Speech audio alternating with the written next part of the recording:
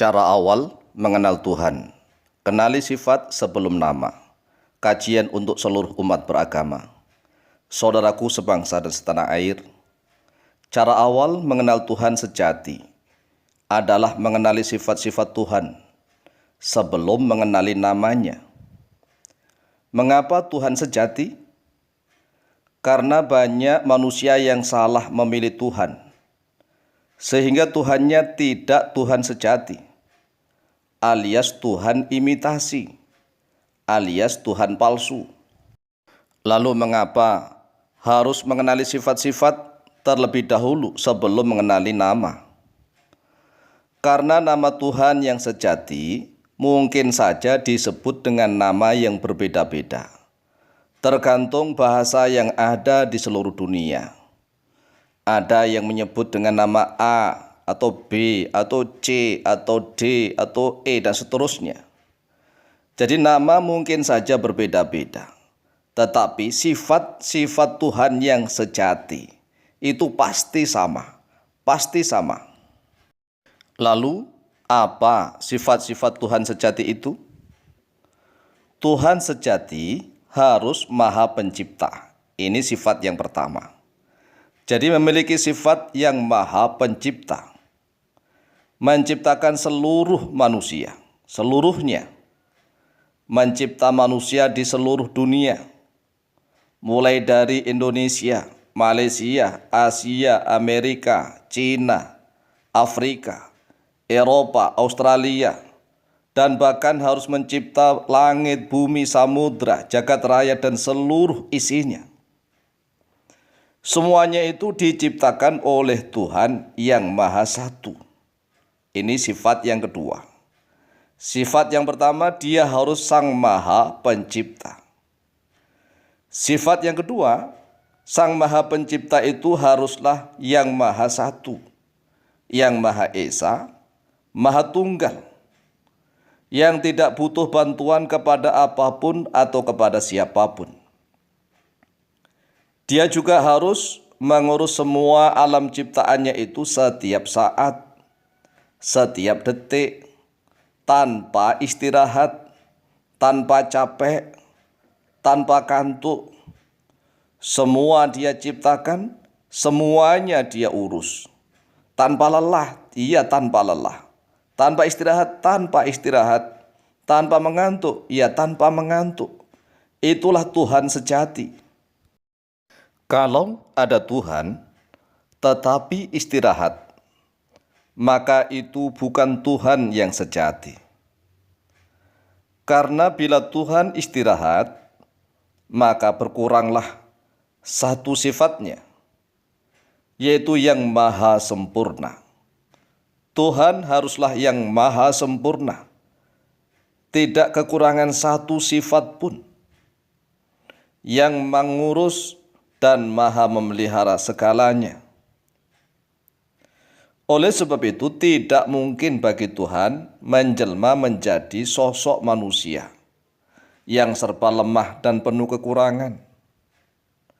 Selain itu manusia juga penuh kotoran seperti tinja atau berak dan kencing. Tidak mungkin bagi Tuhan menjelma sosok manusia. Manusia itu penuh kekurangan dan kelemahan, penuh keterbatasan. Jika Tuhan menjelma jadi manusia, maka tatkala itu Tuhan tidak mengurus langit, karena Tuhannya di bumi. Tidak mengurus antariksa, tidak mengurus planet, dan tidak mengurus seluruh makhluk yang berada di dalam samudra, di dalam lautan, dan juga tidak mengurus makhluk yang ada di dalam bumi, baik yang di atas bumi maupun yang di dalam perut bumi. Misalnya nih, ada Tuhan menjelma sebagai sosok manusia. Menjelmanya di daerah Baitul Maqdis misalnya. Kemudian bagaimana manusia yang ada di Irian Jaya, ada di Amerika, ada di Cina, tidak diurus dong. Hanya mengurus di daerah Baitul Maqdis. Ini Tuhan macam apa? Tuhan kok dibatasi dengan ruang dan waktu? Tuhan itu harus maha segala-galanya. maha sempurna, menciptakan seluruhnya dan harus mengurus memelihara seluruhnya. Tuhan memelihara seluruh alam yang ada di dalam lautan, di dalam air. Coba kita renungkan. Satu lautan saja yang ada di Pulau Jawa. Berapa binatang yang di dalamnya? Enggak terhitung. Lah kok Tuhan menjelma manusia? Enggak mungkin, apalagi Tuhan menjelma menjadi patung. Ini Tuhan kok sangat remeh sekali. Jadi sifat Tuhan itu harus yang maha pencipta, maha segalanya, maha sempurna, yang tidak butuh kepada apapun dan juga tidak butuh kepada siapapun. Dialah Tuhan sejati, Tuhan yang maha sempurna, tidak kurang satu sifat pun. Itulah Tuhan sejati. Kalau ada Tuhan, misalnya nih, Tuhan tapi kedaerahan. Tuhannya orang Amerika misalnya. Terus kemudian Tuhannya orang Eropa. Tuhannya orang Afrika. Tuhannya orang Indonesia. Itu juga bukan Tuhan.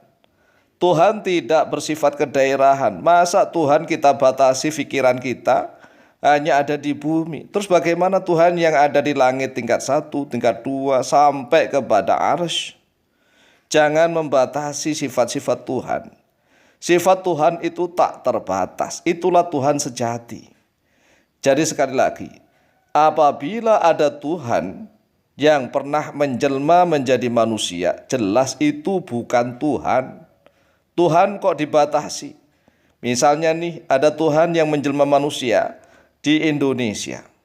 Kemudian bagaimana orang-orang yang di Malaysia, di Singapura, di Amerika, di Afrika tidak diurus Tuhan tatkala itu. Mengapa? Karena Tuhannya menjelma menjadi manusia. Ini enggak mungkin sama sekali. Alam akan ditinggalkan oleh Tuhan tatkala itu. Kenapa? Karena Tuhannya menjelma menjadi manusia.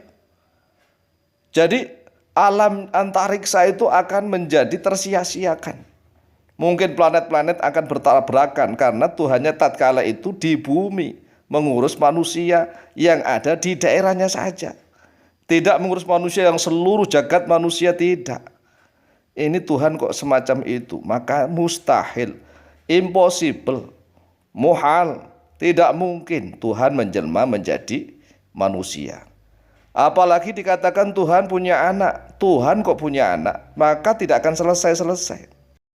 Tuhan sejati haruslah sang maha awal tanpa permulaan dan maha akhir tanpa kesudahan. Dia harus maha hidup kekal abadi selama-lamanya, tanpa dibatasi oleh ruang dan waktu, tanpa dibatasi oleh akal dan pikiran manusia yang serba lemah dan penuh kekurangan.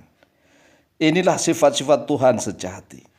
Kalau Tuhan pernah dilahirkan, berarti tidak sang maha awal tanpa permulaan.